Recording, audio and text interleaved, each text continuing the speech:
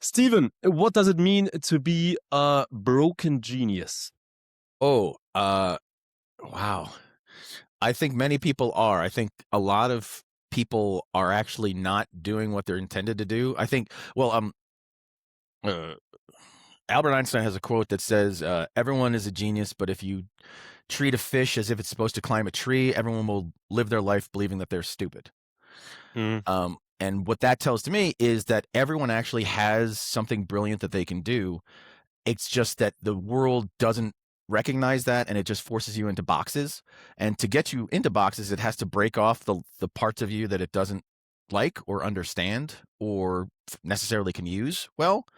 And so many of us are these brilliant, creative, amazing creatures. And maybe it's not even creative, just brilliant creatures that are in the wrong box. And because we're in the wrong box, we are broken because we attempt to do things that are not natural to us. So I think there are so many people who are unhappy or unsatisfied, who are just in their lives going through the motions that they've been told to do. Like everyone's been told since you were a child, you do this. If you go to school, then you go to secondary school, then you find your career, then you find your person, then you make a family, and that's it. That's basically the one timeline that everyone is given. That is the most vague, destructive, simplistic thing that we're all supposed to find out from. So many of us are not built into that pattern as well. It's like so many of us, like if you take us out of that pattern, we're geniuses, we're amazing. But as soon as you put us in, we break. And so that's what I deal with is I feel like I figured out that I was a broken genius. And so I started looking around and seeing that there's just tons of us all around. But we just don't realize that we're broken because we're using a different set of schematics than when we're supposed to be actually. So yeah, than we're supposed to be. The first question that came to my mind when you talked about the topic in your latest YouTube video, announcing the MUSE desk and everything, I think it's 10 months ago, but was your latest one. The first thing that came to mind is, isn't everybody in some way in this modern world right now a broken genius? It's hard to think about people who really Yes.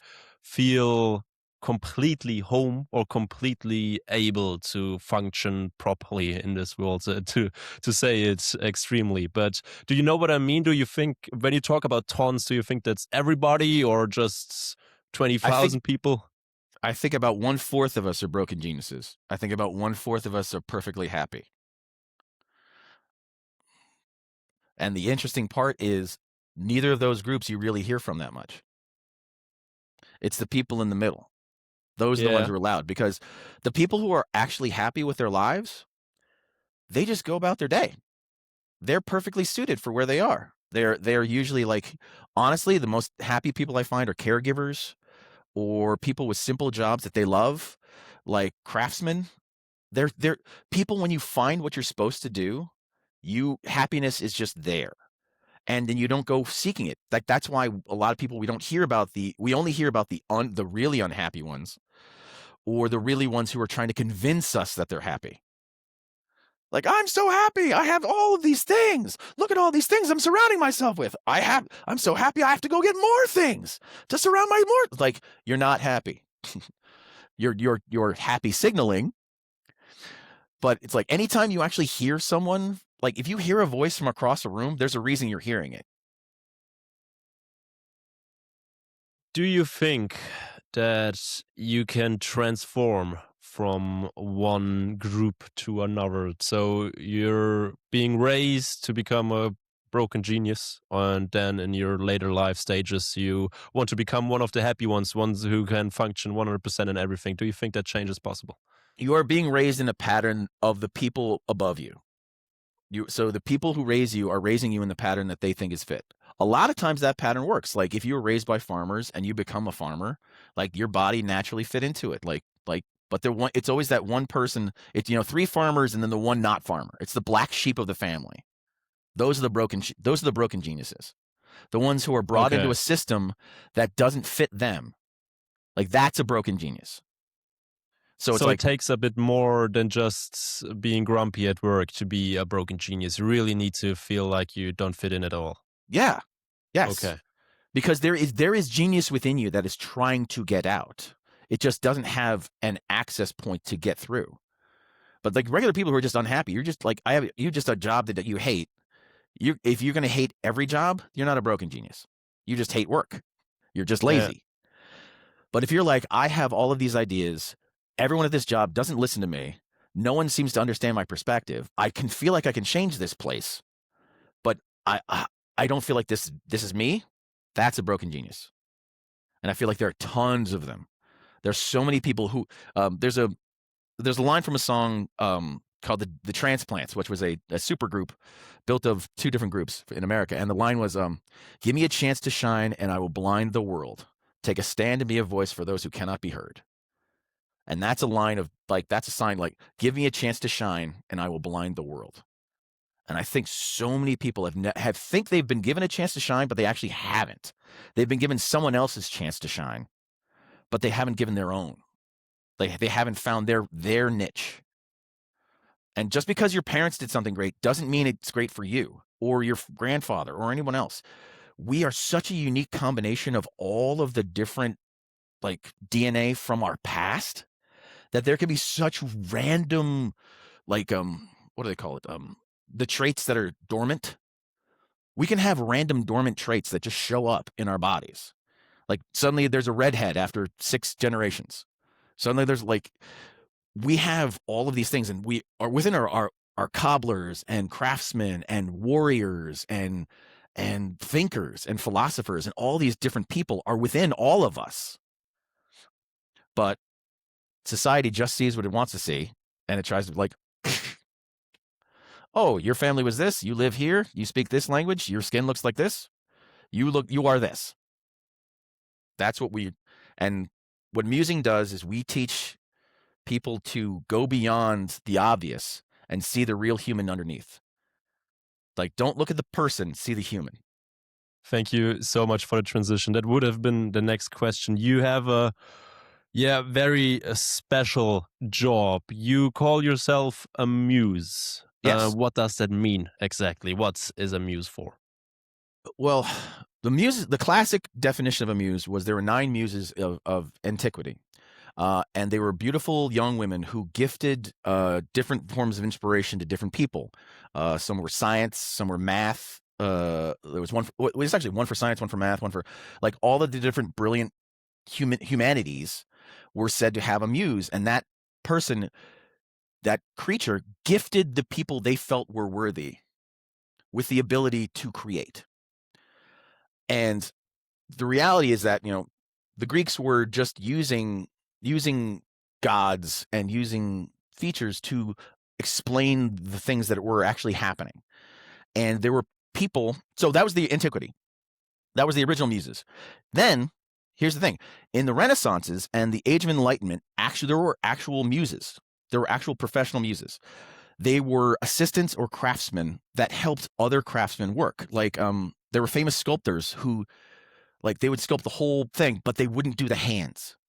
Another craftsman would actually do the hands for them on their sculptures. And those were usually lesser craftsmen or lesser known people. Honestly, it was either people from a lesser category in society, like serfs, or women. Women were incredible muses because they weren't allowed to be full artists. But they were allowed to help artists. So some of the best art you ever seen was actually assisted by a woman. Much like Star Wars. The movie Star Wars was edited by a woman. One of the best.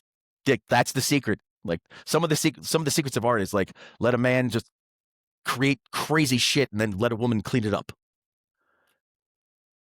And that's like that is incredibly sexist. But that is the pattern for what a lot of history has been. Is allowing using lesser artists or people who are inspired by the art itself instead of the world. I'm inspired by making the art. So it's not about me. It's about me helping other people make the thing that they want to make great. So my father always said, I don't want to be a king. I want to be a king maker. And that's how I found my art is like, I have 35 years of improv experience. I went to film school. I've studied narrative concepts. But what I've realized is all art is created by humans who are trying to show their world to us. So if you reverse engineer art, you can understand all of humanity. Mm-hmm. All you have to do is just understand the artist, understand the way the artist views the world, and you can see their part of the world through them. Okay, so that makes sense. In my head, the nearest explanation for your job would be a coach who Life really, coach, yeah, yeah, something but like it's that. we do boots on the ground. So a difference between us and a life coach is a life coach. Well, this would be life coaching for a lot of people. Us just talking. This isn't musing. To muse, I would have to go to your location. I have to see your world. I have to see the way you interact. I want to see your domicile, and we have processes for looking at because a normal doctor or a normal therapist, whatever you tell them, that's all they hear. Mm-hmm. That's all the information they get to relate. For a muse, if I walk into your apartment and you say you're a huge sports fan and there's no sports memorabilia on the wall, I know that there's this is a conflict in your mind. Like you are saying one thing, but you are representing something else, and no one else can see that until they see your environment. Or you don't know if a good person's a good person until you see how they interact with a waiter or a waitress or like a server. Like how you treat a server shows me more of how you are of a person than how you treat people in a boardroom. Yeah. Okay. Wow. Yeah, that makes a lot more sense. Huh. Okay. So, when you participate in this musing, what does a truth based musing mean? We're looking for so we look for truths. Truths are what kind of musing is based upon. It's not. Um, we use the word truths as anything that makes the world work. There's a reason that things work. So systems, everything that works in the world has truth based to it. We use those truths to kind of map onto other things. That's what we call mental cartography. We map those truths on to help other people help explain people's lives to themselves. Like so we'll use truths that to so what are you a fan of, Mo? When you like sport, like what's in your what we call the entertainment palette? Do you like movies, sports? Big movie guy, big TV series guy, FC Bayern Munich at sports, if you know Nice. football, yeah. I do.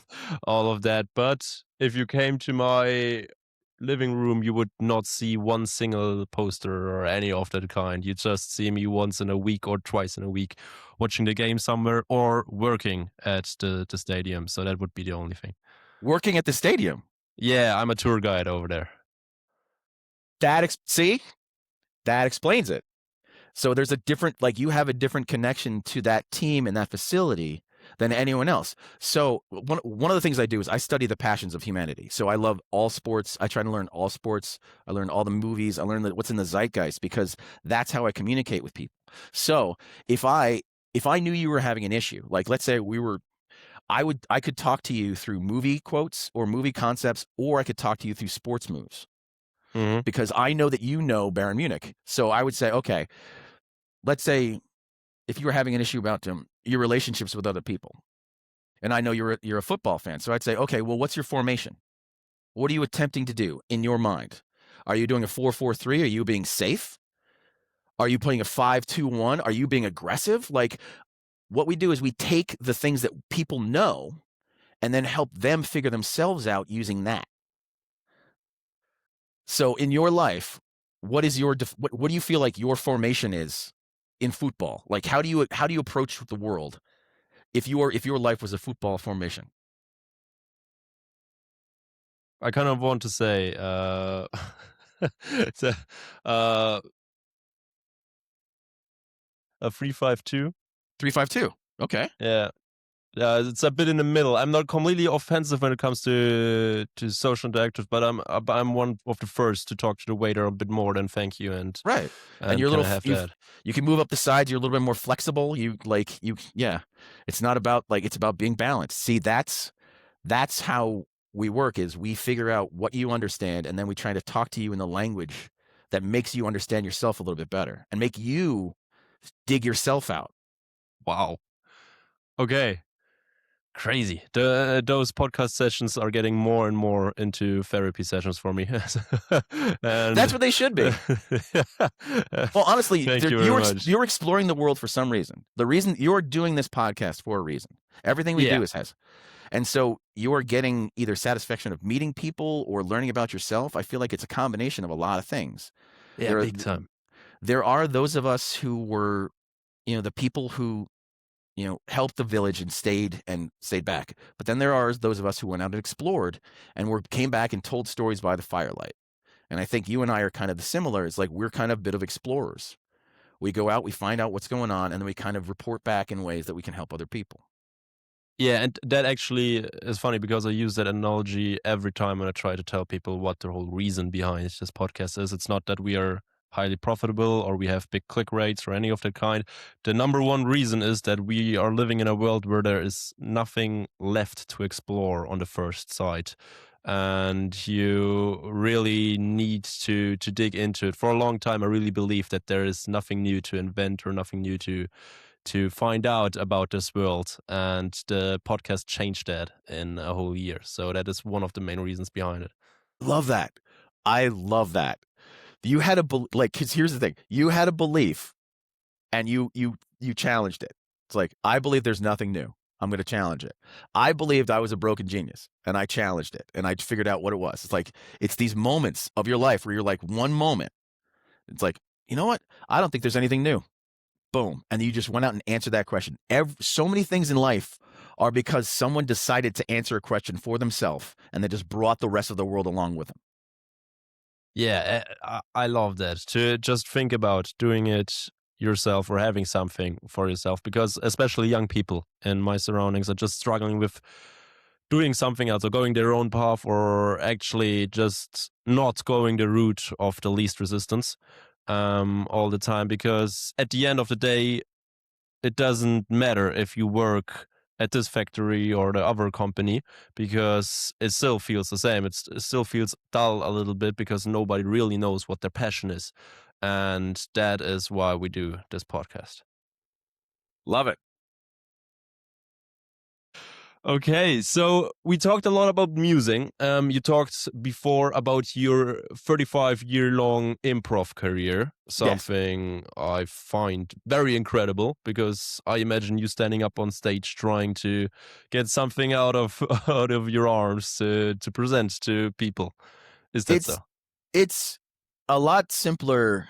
It Improv is actually it's a skill just like anything else. It can be learned, but you have if you have an instinct for it, or if you have uh like anything. I'm neurodivergent, so I have ADD. I got it when I was like 5 or 6. Back when they didn't have the H yet, it was just ADD. It wasn't ADHD yet. Um, and so for many years, I've had a brain that's just basically like a Ferrari that I didn't know how to drive. And it was just way too fast until I found improv. When that allowed me, improv gives you kind of ways to think, ways to kind of frame your thoughts that I didn't really realize at the time, but that's what it was. It was giving me a way to, like channel the way my brain was working into positive formations. And that was a huge part of what I do now, is because I realized at the time that's what I was doing, is I was basically brainwashing, or brain like mental cartography. Then was I was mapping my thought patterns and then using them for entertainment. Like that's what improv is like you basically learn how the brain works fast and then use those tricks to entertain an audience. You can learn all that and use those tricks for helping your social life and helping your relationships and helping yourself understand the world. So that's what I did, was I took improv tricks and started putting them on real life instead of using them to entertain people, and everything just started lining up. So I was like, oh, this all makes sense if you just turn it around. And yeah, but a huge core of what musing is about recognizing, it's basically performing, is recognizing the performance that's going on and being able to manipulate it in positive ways to help get to the goal that you want with your client. Do you have any improv tricks at your hand that anybody out there could try to learn and use in their Absolutely. everyday life? Have you heard about status? Status trick? Okay. This was taught. This was in. If you ever want to learn fully, there's a book called Improv by Keith Johnstone, who was a Canadian improv teacher. He's one of the greatest improv coaches in the world. He couldn't improvise himself very well, which was funny, but he was incredible. Like, he developed incredible thoughts. So in his book Improv, he has a chapter on status, which changed my entire perspective on the world. Status, as high status people, low status people. Do you know those words? Like, what do you when you hear that, what do those mean? What do those come up to you? High status people talking Mark Zuckerberg, Donald Trump, and all of the elites, and low status people, yeah, doing everything they can to pay the bills. Yeah. Status presents itself physically. High status people like stand up tall. They stand up straight. They make eye contact. They talk with a regular voice. Low status people crunch down. They cover their body. They kind of try to shrink away. Does that sound right? Yeah. Okay. The reason is because they're subconsciously, both of them are. Status is about vulnerability, physical vulnerability. High status people are like, if you think of the vulnerable spots in your body, they are your neck, your chest, your face, where your guts are, and your groin. Those are the places that low status people naturally protect. They'll cross their legs. They'll keep a hand near their face. They'll cover their neck because they're subconsciously afraid of being physically attacked. So they will actually physically protect the spots that are vulnerable to them. High status people will do the opposite. They'll take up space. They'll open up their chest, open up their neck. They'll make eye contact because they're not afraid of being attacked. It's literally that simple. If you just stand up straight and look like you're not afraid of being attacked, you will look high status. If you close yourself down and start protecting your vital parts in your body, you will look low status. Those are the simple things you can read in seconds when you walk into a room. And here I am thinking all these years when presenting in front of a class or anything like that I just wanted to stand in crossed arms because I find it more comfortable. Nope. Crossed arms it protects your chest. Yeah. But it also puts your arms out there. So it says you believe your arms will protect your chest. So that's why it's a very high status move. But it's a high status, low status move. It's like, because it's like protective. All of those little things are things that I'm trained to read. So I can, when you walk into a room, you can see the statuses of every single person, where they're sitting at the table, how tall they're sitting in their chair, whether they're making eye contact or not. All of those little things are the games that we play in society. Can you change that? Yeah. Can you change that? For instance, I'm someone who, when he is in in a bus or a train or something, he's not the one who tries to have eye contact with anybody. Consciously trying to not have eye contact with anybody. So I would categorize myself into the low status. So if you want to have the more prestige title of a high status, what would you need to do for that? Well, first off, status doesn't. The issue isn't because there's so many things in there. Because there's so many elements of that. You're consciously trying. Why are you consciously trying to avoid eye contact? Wow. So when saying that defines whether it's high contact, yeah. Because you said I'm consciously trying to avoid eye contact. Yeah, that's what you said. Yeah, you can do that from a high status or a low status perspective. That's the thing. It's a conscious choice, but the status doesn't define whether it because if you're doing it because you're afraid of other people, that's low status. If you're doing it because you don't want to intimidate other people and you feel like you're making them nervous, that's high status. Definitely first one. but that's the thing, is it's the same kind of, well, let's say an elderly lady gets on a bus next to you. She's a little nervous. She doesn't she kind of looks scared. Are you going to look her in the eyes, or are you going to keep your head down? If she really looks unwell, I will, of course, first of all, see if the hands are shaking or anything like that. And if that's so, I will look her in the eyes and Wow. ask her if all is good or if we could get the get the ambulance. Okay. So you're already you're already doing the little things. You're already like what your mind went handshaking. Yeah. I said nervous, you said hand, like you thought handshaking. Okay, that to you is a clue something's really wrong and you need to step in. So yeah, Yeah, or you are being fibbly, you know what I mean? Just being all over the yeah, place, not really knowing what to do with yourself, and in a you have societal awareness. thing. Yeah. Yeah. It's being aware of society around you and putting positivity back in. Because that's the issue right now is everyone believes that they don't want to get involved. There's so many different things going on that the best course of action is to just take your energy and just bile it into yourself. Hmm. Energy needs somewhere to go. So if you can find a positive way to push it just gently back out, a smile, honestly, smiling. Smiling is one of the best ways to just, because if you see someone smiling at you, their natural instinct is to smile back. But I think a lot of the world right now isn't smiling at each other at all. And you're realizing because we're all seeing the person, oh, like, oh, that's another person I don't like, or it's like, it's not. It's just another human. We don't know anything about each other, but we're naturally not smiling at each other anymore. Like that's bad. Come on. So as a muse, what I try and do is I try and be kind of a lighthouse, a beacon of positivity, love, and light. Because I think everyone has positivity, love, and light inside them. It's just all the forces around us are kind of, dampening lights for their own causes. Yes. Follow the money or follow the influence. That's always like, but go ahead. Okay, so you are now aware of status. When you come into a room, you can differentiate people who are low status people or high status people. Now, How yeah, does that help you in here's your your everyday second tip. life? Yeah. Here's your second day tip.